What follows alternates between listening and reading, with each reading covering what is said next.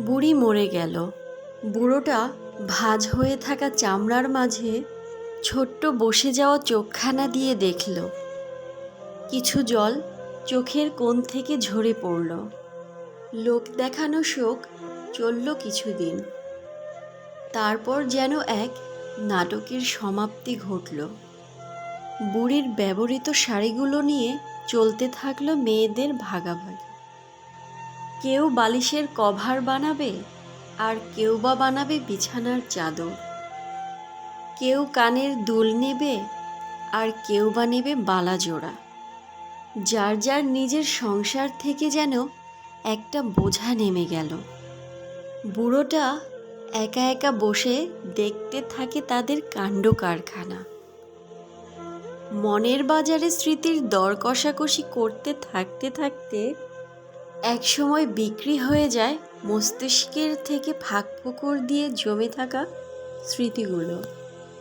যথারীতি যে যার কাজে ব্যস্ত হয়ে যায়, আর বুড়োটা পড়ে থাকে একা, নিস্তব্ধ নীরবতার মাঝে।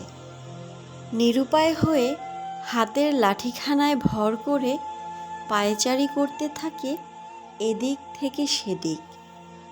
সেদিন ছোট নাতনিটা খেলতে খেলতে কাছে এসে বলতে লাগলো, দাদু, তুমি মরে গেলে তোমার হাতের লাঠিখানা কিন্তু আমার, এটা দিয়ে আমি খেলবো। পাশ থেকে বৌমা দৌড়ে এসে বলতে লাগলো, দাঁড়া, তোকে আজ মেরেই ফেলবো।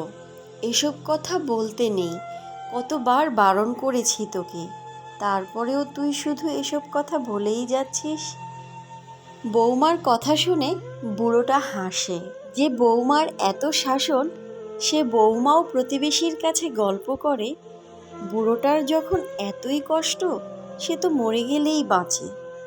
সেদিন নাতিটা তার বন্ধুদের সাথে আড্ডা দিতে দিতে বলতে লাগলো, দাদুর অবস্থাও বেশি ভালো না, কিছুদিনের মধ্যেই উইকেট পড়ে যেতে পারে, আর তখন ওই ঘরটা হবে আমার, তখন তোদের সাথে জমিয়ে আড্ডা দিতে পারবো।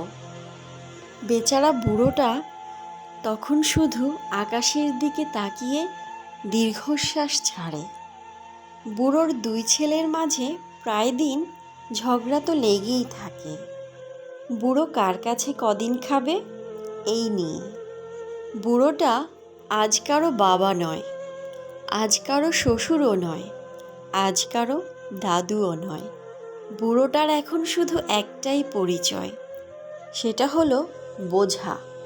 আকাশের দিকে তাকিয়ে বুড়োটা এক বুক দীর্ঘশ্বাস ছাড়ল, আর মৃত্যুর প্রহর গুনতে থাকলো।